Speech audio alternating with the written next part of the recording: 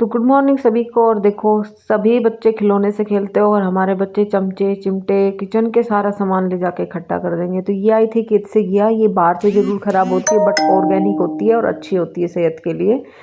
तो पहले सबसे सुबह उठ के गर्म पानी, जब तक ये नहीं मिलता इतनी ना एनर्जी मिलती है और ये एक अच्छी हैबिट होती है।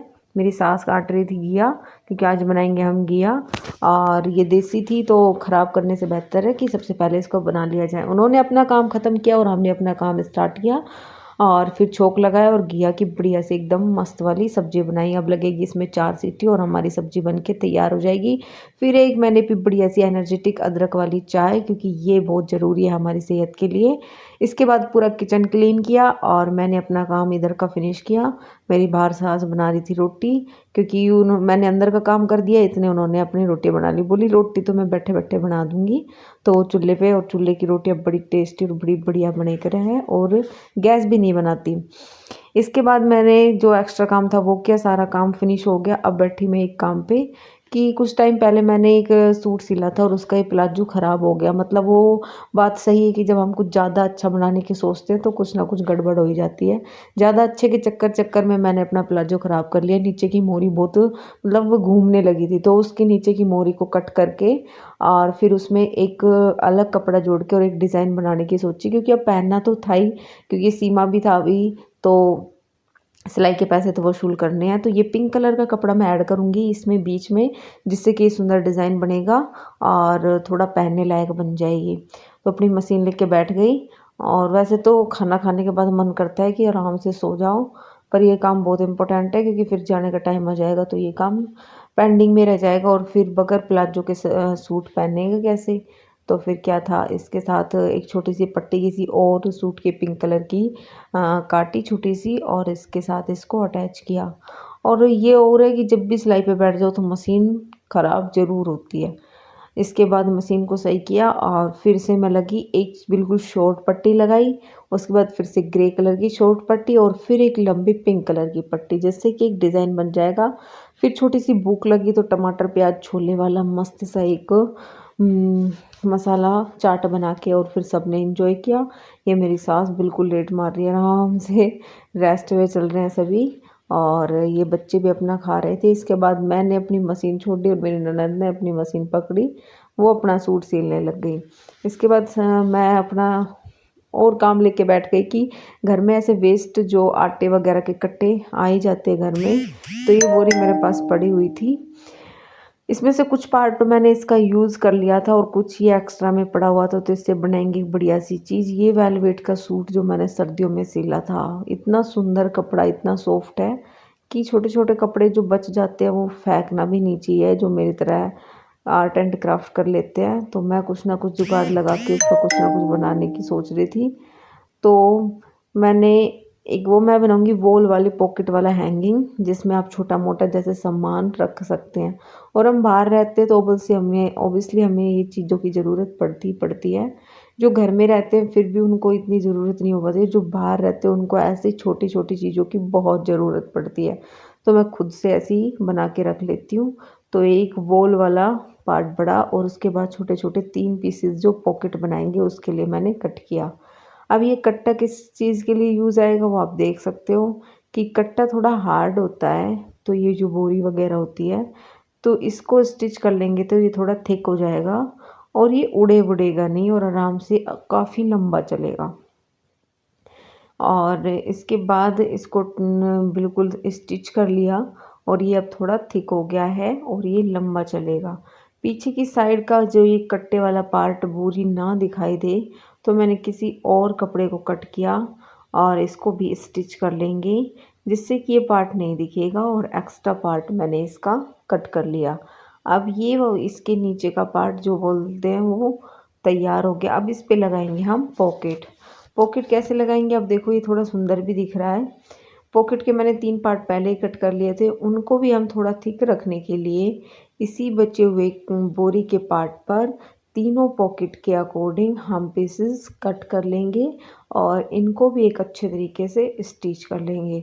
भई ऐसी चीज़ें काम बहुत आती है, जो थोड़ा बहुत काम सीख लेता है ना, तो ऐसी चीज़ें बनाने में भी इंटरेस्ट आता है, और ये लंबा भी चलती है, और ये बिना पैसे के वेस्ट चीज़ों से हमारे एक अच्छा सा कोई भी चीज़ तैयार हो जाती है। तो इन पॉकेट को भी मैंने बोरी से कट करके और स्टिच कर लिया। अब इसकी जो एक्स्ट्रा पार्ट है इसको हम हटा देंगे, क्योंकि ये यूज़ में नहीं आने वाला।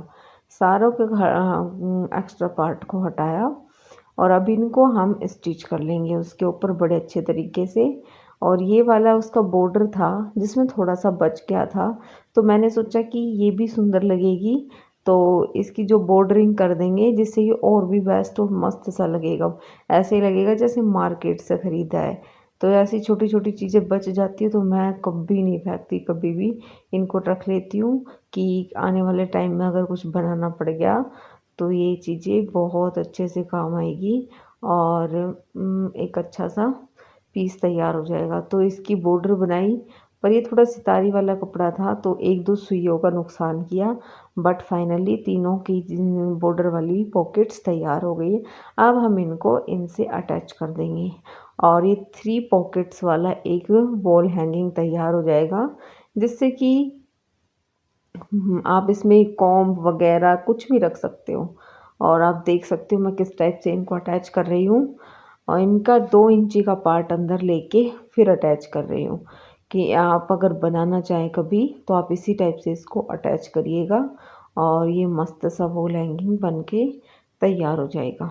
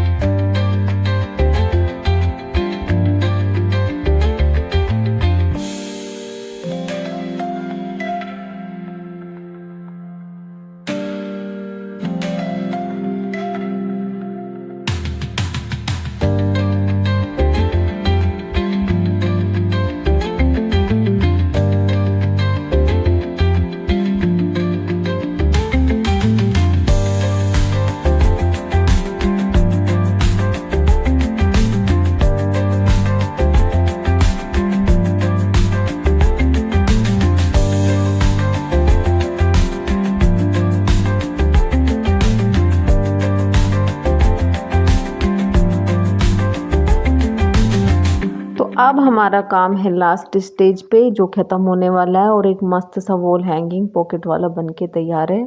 जो भी अपने पास वेस्ट मटेरियल बचता है भाई हम उससे बनाते हैं, क्योंकि एक्स्ट्रा हम कुछ नहीं खरीदते। अब इसमें एक छोटे से जैसे इसको टांगने के लिए जो कील वगैरह में जिससे अटैच करेंगे इसको स्टिच कर लेते हैं और मस्त सा एक पीस बन के तैयार हो गया है।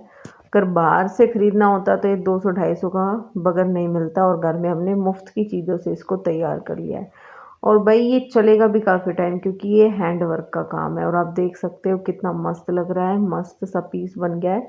इसमें आप कुछ भी कॉम्ब वगैरह जो भी आप अपने अकॉर्डिंग चाहें वो चीज़ें रख सकते हो। और आपको ये पीस कैसा लगा ज़रूर बताना। पसंद आई हो तो वीडियो को लाइक शेयर करना। इसके बाद जो काम फैल जाता है उसको भी हमें ही संगवाना होता है। तो इसके बाद जो भी घर की इर्द गिर्द चीज़ें पड़ी हुई थी सारियों को अच्छे तरीके से सेट किया। और क्योंकि डस्टिंग बहुत ज़रूरी है, घर में झाड़ू पोछा हो जाए बट ये डस्टिंग नहीं होती तब तक ऐसे लगता है जैसे सारा काम फैला हुआ है। जिस घर में बच्चे हो तो उसे 3-4 बच्चे इकट्ठे हो जाओ फिर तो समझो कि घर का पूरा बेहाल हो जाता है। फटाफट सारी चद्दरें ब्लैंकेट वगैरह को इकट्ठा किया। और गर्मियों में ब्लैंकेट बस एक एसी होनी चाहिए फिर तो गर्मियों में भी सर्दी वाली फीलिंग आती है।